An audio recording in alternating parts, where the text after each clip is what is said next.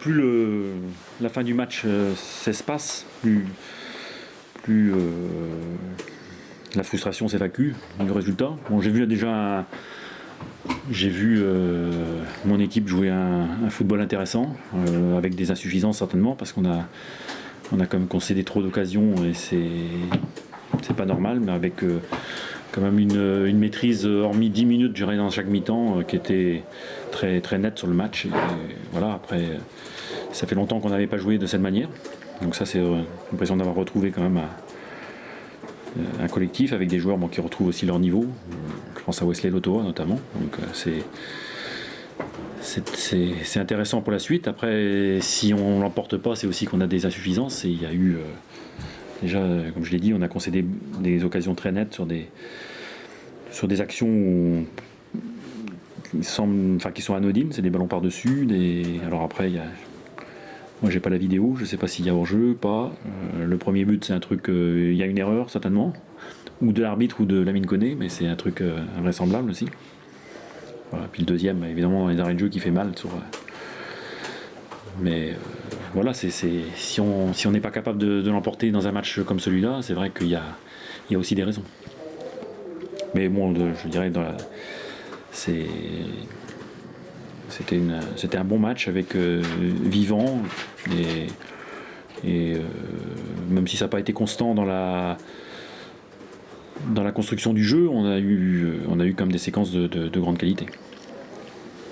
C'est pas la première fois contre Rennes que vous faites piéger sur des ballons, sur des longs ballons en profondeur.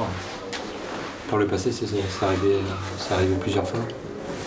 Notamment les matchs là-bas. Ouais, mais enfin quand il y avait Sylvain Marchal et Michael Siani, c'était pas la même chose quand même. Donc justement que ça soit. Non, on a été absent dans le recul. Bon, déjà un gars comme Erding quand même est aussi performant dans ses appels, dans la qualité de ses appels. Ça, c'est une chose. Et puis ensuite, on a été inattentif évidemment parce que c'est pas sur des actions construites qu'on est en difficulté. Le sentiment qui prédomine, Christian, ce soir, c'est la déception d'avoir perdu 2 points ou au contraire d'avoir retrouvé un fond de jeu? Quand on sort du terrain, voilà, on est déçu parce que ça vient de se passer depuis quelques minutes. Après, on prend du recul dans l'analyse et moi, je suis. Voilà, là, c'est des matchs qui donnent des perspectives d'évolution, de progression intéressantes. Et je vais pas. C'est sûr que si on avait eu Alain Traoré dans le nombre de coups de pied arrêtés qu'on a eu, ça aurait, je pense, pu aussi être un élément important, comme on avait vu au match aller. Mais bon, ça, fait partie des choses qu'il faut savoir gérer. Bon, mais en tout cas, on a des perspectives intéressantes maintenant. On a retrouvé une équipe, même si je dis tout n'est pas parfait, il y a quand même une évolution très nette par rapport aux dernières semaines. Et évidemment, par rapport au match de 3 qu'on avait gagné, il n'y a pas photo sur la qualité de notre prestation. Vous pouviez leur passer devant. Comment ? Vous pouviez passer devant et vous rapprocher encore, Christian. Ouais, ça c'est. Comment on dit ? C'est à la fin du bal qu'on fait les comptes, c'est ça, non ? Oui. Ouais. La paire de récupérateurs en début de saison, c'était Arnold, Mbouemba et Jacques-Alexis Romao. Là, tu as, par la force des choses, tu as aligné une nouvelle paire. Ça peut être la solution d'avenir ? Il n'y a jamais de. Il y a eu tellement de changements cette saison qu'on ne peut pas parler d'équipe type. Après, chaque semaine, j'essaye de présenter une équipe qui soit performante avec des joueurs qui soient à leur meilleur niveau.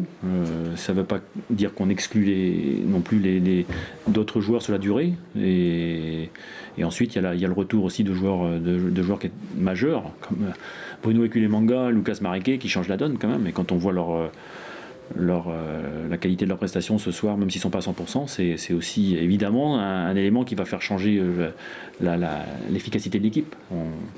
On a vu un Lucas Mariquet qui, dans la tenue du ballon, est quand même très très intéressant. Donc ça change la donne. Donc ça oblige aussi, ou en tout cas ça permet de remettre d'autres joueurs à d'autres postes.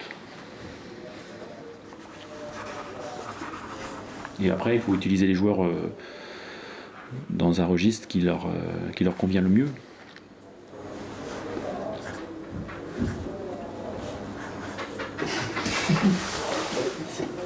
Merci. Bon. Merci Christian. Pour revenir au match. Bah, il marque. Il a deux grosses occasions. Ouais, bah, il a été très très mobile. Il a été meilleur dans l'utilisation du ballon. Il a compris qu'en partant en profondeur, il pouvait avoir des situations. Il est parti 3 fois. Il a 3 belles situations, dont une au fond. Je pense qu'il est en net progrès. Voilà. Donc il faut continuer dans cette voie-là. Et comme je l'ai dit, chacun a eu ses temps forts. Ils ont mieux utilisé que nous les temps forts parce qu'ils ont marqué des buts et nous on ne les a pas marqués. Et sur le petit Gando Gando, Axel, il a des qualités, mais sur 3 minutes, qu'est-ce que je porte un jugement. Tant mieux pour nous, tant mieux pour lui, parce qu'il y a des projecteurs sur lui. Mais bon, ça fait partie de la chance aussi, de la réussite. Bon, il faut en avoir, je vous l'ai toujours dit. Des fois en conférence de presse, je dis des fois il faut avoir un peu de chance. Mais quand on revoit l'ensemble du match, ils ont des bonnes périodes, on a des bonnes périodes, deux styles différents parce qu'ils sont meilleurs que nous dans les petits périmètres. Je pense qu'on est meilleurs dans l'ensemble. C'est vrai que quand ils arrivent à avoir le ballon dans les 30 derniers mètres, ils sont dangereux. Mais autrement, le nul est équitable. Je pense même qu'on a plus d'occasions nettes. Voilà, on se retrouve souvent en situation très favorable. Eux, ils ont des situations dangereuses, mais les occasions, c'est-à-dire les occasions tir gardien, quoi. C'est nous qui les avons. Voilà. Pardon, pour Gando, justement, quand vous décidez de le faire rentrer... Je vous l'ai dit, c'est un coup de chance. Parce qu'Alessandrini... Qu'est-ce que vous attendez de lui quand il fait l'entraînement? Vous savez, 89-40. 42, exactement. 89-42. Et Alessandrini qui est plié en deux et qui se tire. D'accord. Donc c'est un coup de chance. Mais quand il rentre, j'ai dit à Pierre, il va marquer, on va égaliser. Mais vous regardez bien, vous lui faites ça après. Ah oui, parce que je lui ai dit ça quand il est rentré. Voilà, mais c'est pas ça le beau coaching, c'est un gros coup de chance, il faut dire les choses telles qu'elles sont. Voilà, le coaching c'est quand on remplace quelqu'un en cours de match et voilà. Qu'est-ce qu'il sait bien faire? C'est quoi ses qualités? Aki Nkondo. Ouais. Nkondo c'est un milieu créateur, plus à l'aise à l'intérieur. Il faut qu'il gagne un peu en maturité. Vous le voyez, c'est un petit bambin. Comme vous le voyez là, il est dans le jeu aussi, un peu timide, mais de grosses qualités de créativité. C'est un garçon dont le Stade Rennais profitera. Alors je sais qu'ils sont tous pressés, mais il va commencer à apparaître 2014, 2015, 2016. Ça sera sûrement un très très très bon joueur. Joli pied gauche. Ah oui, il a toutes les qualités pour faire une belle carrière. Il ne faut pas que les petits cochons le mangent, comme je dis souvent. Voilà. Vous avez beaucoup parlé avec lui en début d'année, notamment avec Doucouré aussi à l'entraînement. Vous voyez beaucoup Oui. Vous pensez qu'ils auraient pu jouer en Coupe de France? Vous avez annoncé que vous auriez fait appel aux jeunes. Oui, non, mais j'ai dit que vous transformez un peu trop mes propos. J'ai dit que si on se qualifiait, c'était eux qui allaient jouer. Ouais, rappelez-vous de ce que j'ai dit, et puis reprenez la conférence de presse, puisqu'elles sont filmées. Ouais. J'ai dit, la Coupe de France, pas le premier match, pour moi, un match de relance. Ouais. J'ai dit, si on a la chance de se qualifier, je donnerai beaucoup la chance aux jeunes. Voilà ce que j'ai dit. Voilà, donc voilà, je parle beaucoup avec Doucouré et Nkondo, parce qu'ils sont en très net progrès, ils se rapprochent un peu des pros, des plus aguerris, et l'impatience commence à les gagner. Et donc il faut de la patience. Il faut de la patience, et ils sont pas très loin. C'est vrai que peut-être dans certains clubs, ils seraient plus utilisés. Incontestablement, il faudra que le club ait une réflexion au mois de juin. Est-ce qu'ils sont capables de faire 10-15 matchs? Est-ce qu'on leur laisse la place pour faire 10-15 matchs? Ou est-ce qu'on les prête? Mais ça fait partie de notre politique sportive. Est-ce qu'ils vont faire comme Théophile Catherine, qui a percé au Stade Rennais directement? Ou est-ce qu'ils vont faire comme Pajot, voilà, qui est parti et qui a rebondi? Voilà. Donc ça fait partie des deux voies possibles. Voilà. Alou-Diarra a quand même joué beaucoup pour son premier match. Alou-Diarra, on l'a pris pour jouer. Hein. Oui, mais 2 jours après son arrivée.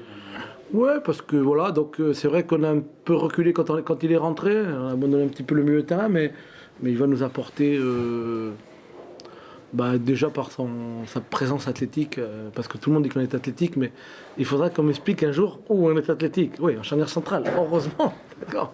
Mais après, il faut qu'on m'explique où on est athlétique, nous. Hein. Je veux dire, avec un milieu de terrain, Jean de Macoun, Diallo et Ferret, où il est le côté athlétique. Voilà, des fois, je me dis, mais Mangane, il est parti. Hein. Il faut le dire à tout le monde que Mangane, il est parti. Hein. Parce qu'il est impressionnant. Des fois, tous les articles que j'ai lus, j'ai dit, mais c'est pas possible, mais c'est... Enfin, c'est ça. Bon, d'accord. Il faut s'habituer à tout ça, quoi. Donc voilà, je pense qu'on avait un déficit, pour être sérieux, un gros déficit athlétique, mais vraiment un gros déficit, et je pense qu'il va le compenser sur les coups de pied arrêtés. Il a de la taille aussi. Ouais, c'est ce que je suis en train de dire. Il est décisif sur le but d'Axel aussi, celui qui délivre le ballon de la Ouais, bien sûr. C'est lui ou Jean 2?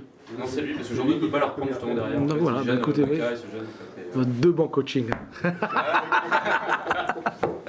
Merci.